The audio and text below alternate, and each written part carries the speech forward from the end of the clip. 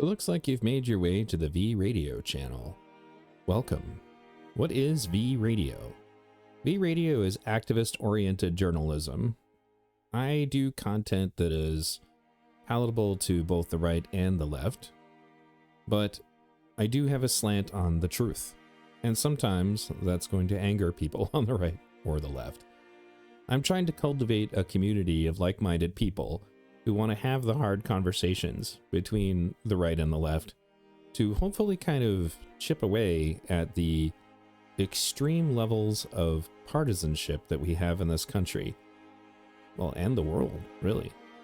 If you check out my videos, you'll see that there's a lot of different topics that are covered, and many of them are very controversial. And as a consequence, the algorithm doesn't like me very much. And it doesn't really know what to do with me. You know, what do you do with a left-leaning guy who is anti-Antifa and anti-woke? You know, what do you do with the guy who is pro-gun, yet also pro-healthcare? Well, the reality that I think people don't really recognize is that most people don't really fit into these perfect little boxes that they've created for us.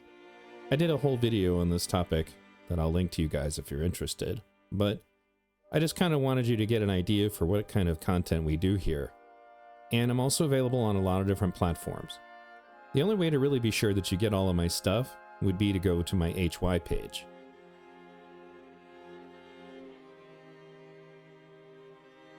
On my HY page, you'll see links to various channels.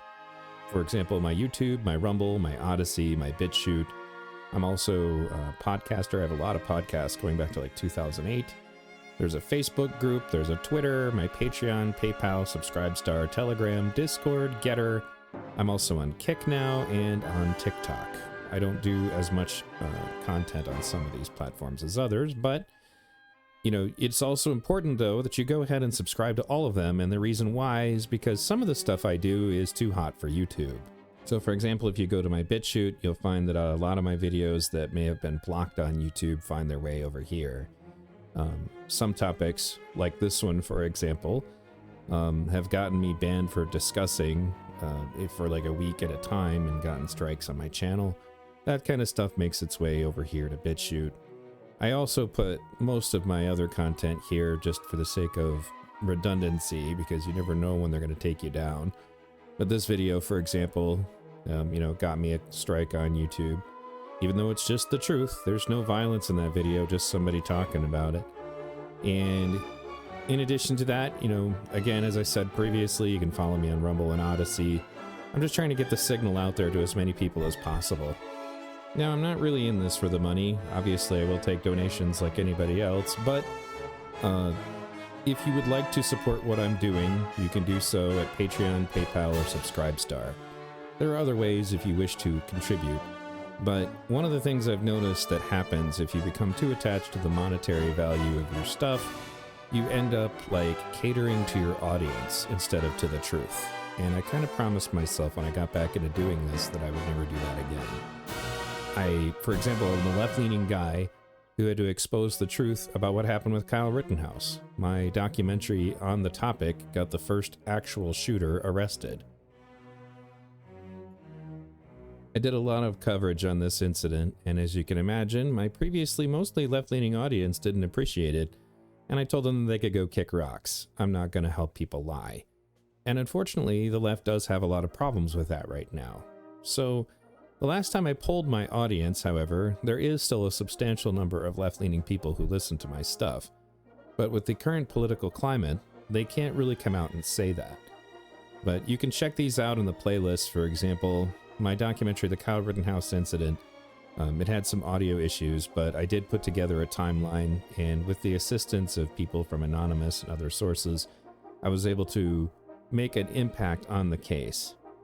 I also make documentaries about other topics, for example, comparing January 6th to the riots of 2020, etc.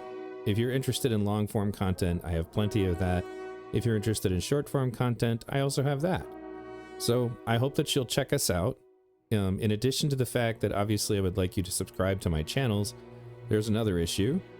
We have a Discord chat, and in the Discord chat, I go out of my way to be sure that the moderation is fair that there's no personal attack.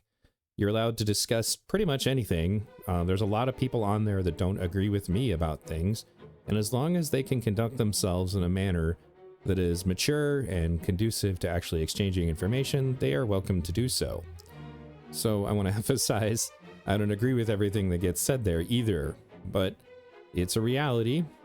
We do moderate it, and as a consequence, you're going to get conversations you're probably not going to get anywhere else, just because you will see the right versus the left arguing with one another about the facts of current events. That's part of my goal. I don't actually want a viewership that is made up of, like, bots who just follow everything I say or agree with everything I say. However, I do want the conversation to be civil and productive. If you can't do that, don't come to my Discord. But if you can do that, or you recognize the importance of that, please do come to my Discord. Thanks for checking me out. Hope to see you soon.